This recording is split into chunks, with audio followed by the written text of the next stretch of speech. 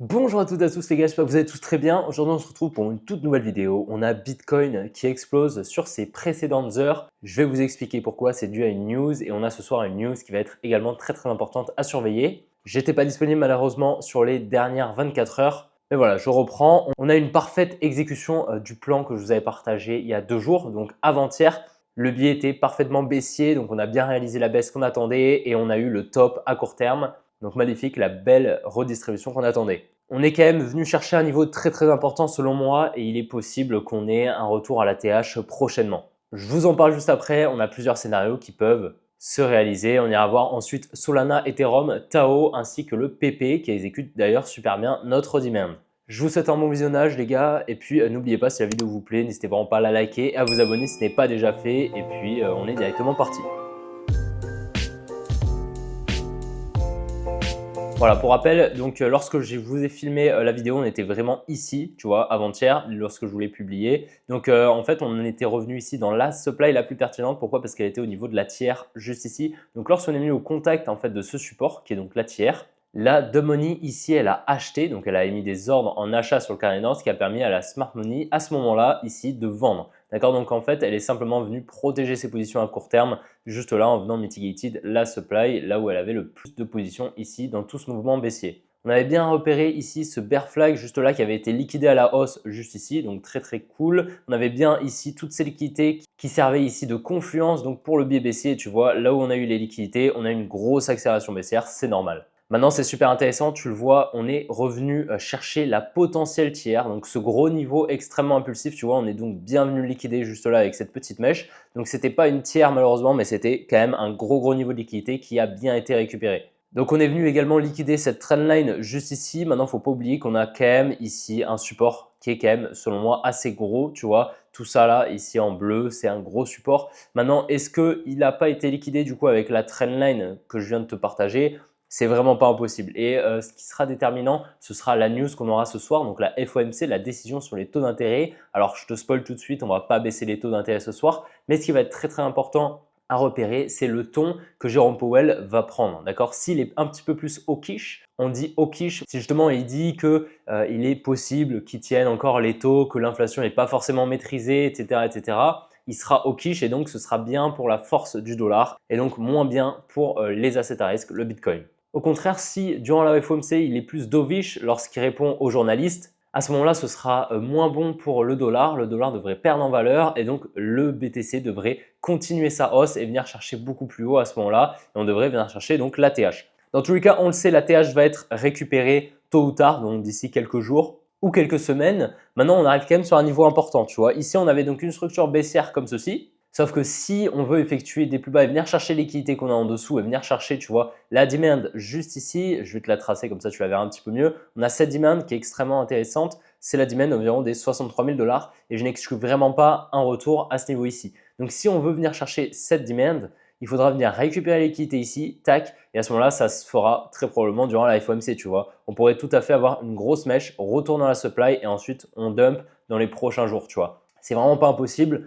Mais pour le moment, ce qui sera extrêmement important à repérer, c'est comme je te l'ai dit, le ton que va prendre Jérôme Powell durant la FOMC. Donc pour le moment, honnêtement, je ne sais pas, hein, d'accord, je ne suis pas dans la tête de Jérôme Powell, je ne pourrais pas te dire s'il va être plus hawkish ou plus dovish. Et comme je te l'ai dit, ce qui est sûr, c'est qu'on va venir chercher la TH tôt ou tard, d'accord. Maintenant, est-ce que ça va être avec ce bottom? C'est pas impossible, ok, c'est vraiment pas impossible. Maintenant, les probabilités, selon moi, c'est un petit peu du 50-50 vu toutes les liquidités qu'on a ici et cette demand qui est quand même assez pertinente et on pourrait vraiment faire quelque chose comme ça. Donc, c'est vraiment pas impossible. Pour le moment, j'ai pas trop de biais très clairs sur Bitcoin. En tous les cas, pour le moment, l'analyse est vraiment super bien exécutée avec cette jolie redistribution qu'on a très bien forecast. J'ai essayé de long le Bitcoin hier, juste ici, tu vois, dans une accumulation en lower time frame. Malheureusement, je me suis fait trail stop à moins 0,35 R. Donc pas très grave, hein, pas un très gros stop loss, j'avais managé, tu vois. Et malheureusement, tu vois, juste après, on a eu le bottom et on est reparti à la hausse. Donc voilà, c'était ce mouvement haussier que je voulais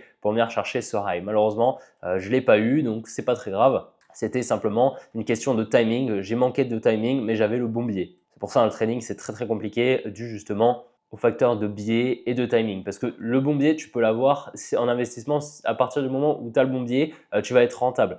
En trading, c'est beaucoup plus compliqué parce il va te falloir le bon timing pour pouvoir rentrer vraiment au retournement ou à la continuation afin de ne pas être stop loss. Donc voilà, comme je te dis, on devrait avoir une réaction ici dans cette supply au minimum, peut-être un retracement pour repartir, c'est vraiment pas impossible, mais il va vraiment falloir repérer ici cette supply et la surveiller parce qu'on pourrait totalement faire quelque chose comme ça. Je regarderai la FOMC tout à l'heure et puis on verra bien comment le marché va réagir. Mais donc la news ici, tu vois, qui a réalisé ce gros mouvement, enfin du moins qui a poussé le prix juste ici et qui a fait baisser le dollar, c'est tout simplement cette news, tu vois, on est actuellement sur investing.com et tu vois, du coup, c'est le CPI, donc tout simplement les chiffres de l'inflation et depuis quelques mois, on avait donc une accélération de l'inflation et là, ça fait un moment, tu vois, qu'on n'a pas eu une inflation qui ralentit là sur le mois de mai, tu vois, on est à 0% d'inflation en mensuel et en annuel, on est à 3,3%.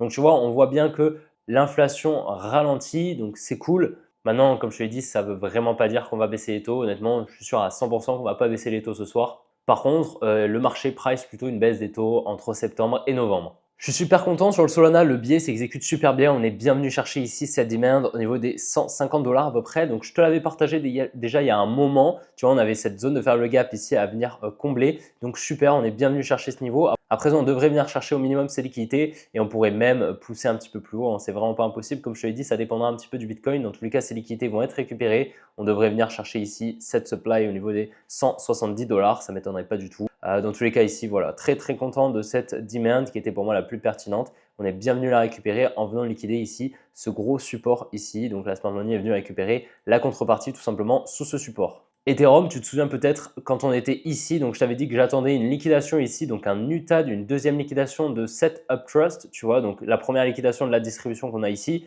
donc très très bien, on a très très bien eu, tu vois, la deuxième liquidation juste ici, donc c'était le 27 mai, et après je m'attendais donc à cette flèche verte, donc une continuation baissière pour venir récupérer la Fair Value Gap et le low juste ici. Et c'est jusqu'à présent ce qu'on est en train de faire. On a eu le forecast. Là, tout ce qui s'est passé ici, on a tout parfaitement forecast. Donc, très, très content. À présent, tu vois, on est venu récupérer ici ces liquidités. On est venu liquider ici ce gros support juste là. Donc, à présent, je m'attends à ce qu'on vienne chercher ici ces highs juste là. On devrait avoir une réaction ici dans cette supply au niveau des 3810 $. Et après, on avisera ce qu'on fait. Est-ce qu'on vient chercher, comme je te l'ai dit, la target ici des 3300 $? Selon moi, c'est ce qui est pour moi le plus probable, mais on verra un petit peu. Parce que là, on pourrait tout à fait avoir posé le bottom. On est venu bien récupérer toutes les liquidités. On a eu ce qui ressemble à une accumulation avec la liquidation de ce gros support, tu vois. Et bon, malheureusement, on n'est pas venu mitiger tous ces ordres ici, même si on est revenu ici dans ce plus gros bloc baissier. Donc, à voir un petit peu ce qu'on va faire.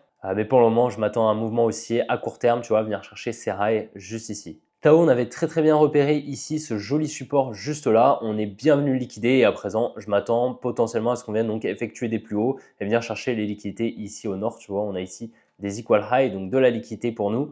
Et donc, on a bien repéré ici donc ce gros support en bleu que je t'avais partagé, qu'on est venu donc liquider, réintégrer. On est venu récupérer la contrepartie. Et à présent, je m'attends à un mouvement haussier. Donc, à voir combien de temps il va durer. Mais si ici, on est sur une très grosse accumulation, tu vois, avec un selling climax, un automatic rally, un ST et un second test in phase B, bah honnêtement, là, on pourrait venir au minimum chercher, tu vois, les 490 $. Donc, ce serait vraiment super intéressant. J'ai un gros bag sur Tao. Donc, ce serait vraiment super intéressant à voir, honnêtement. Mais pour le moment, je suis plutôt haussier jusqu'à preuve du contraire. Par contre, si on vient casser ce low, on devrait aller chercher beaucoup plus bas. Pour le moment, je suis haussier. Donc, il n'y a pas de doute. Sinon, si on vient casser ce low, on viendra chercher ici les 270 $.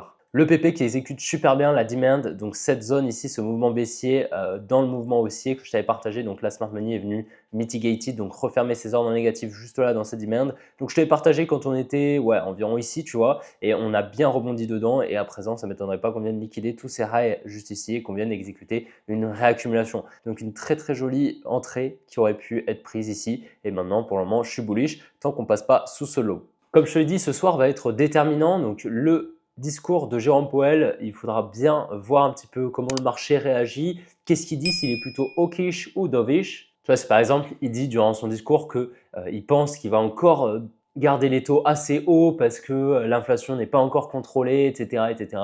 Ben là, ça augmentera la force du dollar et à ce moment-là, ce sera beaucoup moins bon pour le S&P, pour Bitcoin, etc. Donc voilà, il faudra repérer un petit peu tout ça. Dans tous les cas, ce qui est sûr, c'est que les taux d'intérêt ne vont pas être baissés ce soir. Ça, tu peux en être sûr. Dans tous les cas, on se retrouvera demain pour une prochaine vidéo comme d'habitude. Et puis, on va voir qu'est-ce qui va se passer ce soir. Je te souhaite une bonne après-midi, une bonne soirée. Et puis, à demain. Ciao!